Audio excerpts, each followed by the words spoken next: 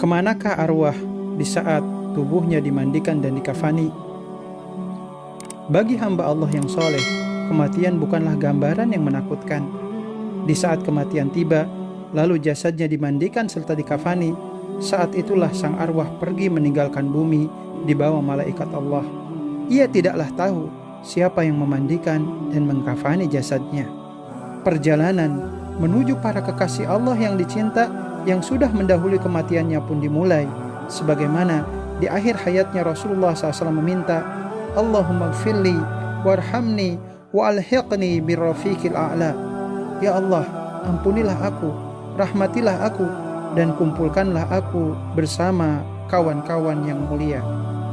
Apa yang diminta Rasulullah SAW sejalan dengan janji Allah Ta'ala yang tertuang dalam firman-Nya, وَمَنْ يُطِعِ اللَّهَ وَالرَّسُولَ فَأُولَٰئِكَ مَعَ الَّذِينَ أَنْعَمَ اللَّهُ عَلَيْهِمْ مِنَ النَّبِيِّينَ وَالصِّدِّيقِينَ وَالشُّهَدَاءِ وَالصَّالِحِينَ وَحَسُنَ أُولَٰئِكَ رَفِيقًا.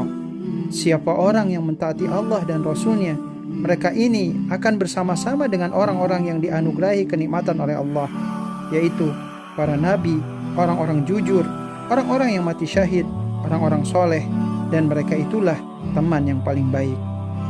Dan perjalanan yang sangat indah pun dimulai saat arwah meninggalkan jasad. Ia keluar dalam kondisi telanjang, lalu malaikat melumuri parfum serta balutan kain yang diambil dari surga, hingga akhirnya dimulai babak baru perjalanan menuju langit ketujuh.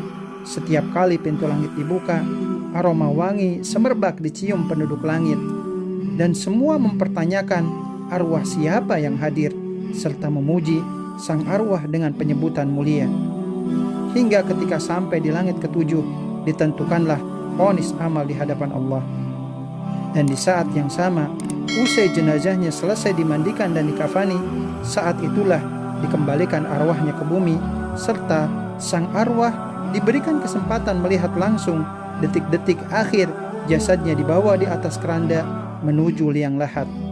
Rasulullah SAW bersabda, "Idza wudi'atil janazatu fahtamalaha ar-rijalu ala a'nakihim fa in kanat salihah qalat qaddimuni wa in kanat ghairu salihah qalat li ahliha ya wailaha aina yadhhabuna biha yasma'u sautaha kulla syai'in illal insan walau sami'al insanu la sa'iqa." Apabila jenazah diletakkan di atas keranda lalu dibawa oleh orang-orang di atas pundak mereka, jika jenazah tersebut adalah orang soleh semasa hidupnya, maka jenazah tersebut akan berkata, "Bersegeralah kalian, cepatlah membawa aku." Namun, jika ia bukan orang soleh, maka dia akan berkata kepada keluarganya, "Celakalah, kemana mereka akan membawanya?" Suara arwah itu akan didengar oleh seluruh makhluk kecuali manusia, dan seandainya ada manusia yang mendengarnya, tentu dia akan jatuh pingsan. Hingga akhirnya, ketika jasad orang soleh selesai dikuburkan, malaikat Munkar Nakir memberikan pertanyaan, dan ia pun mampu memberikan jawaban dengan baik. Allah Ta'ala pun memberikan kenikmatan berupa gambaran surga yang akan kelak dikaruniakan kepadanya, serta nikmatnya alam kubur dengan fasilitas yang agung. Di antaranya bisa berkumpul bareng dan saling mengunjungi antara sesama arwah yang soleh di alam barzahnya. Dan inilah yang dimaksud dengan Ar-Rafiqul A'la, teman yang Allah Subhanahu wa Ta'ala muliakan. Rasulullah SAW bersabda, "Idza waliya ahadukum akhahu falyuhsin kafanahu fa innahum yub'atsuna fi akfanihim wa yatazawwaruna fi akfanihim." Jika salah seorang dari kalian dipercaya mengurusi kafan saudaranya, maka hendaklah ia perbagus kafannya, karena sesungguhnya ahli kubur saling mengunjungi satu dengan yang lain mengenakan kain kafan yang telah dilekatkan kepadanya. Wallahu a'lam bishawab.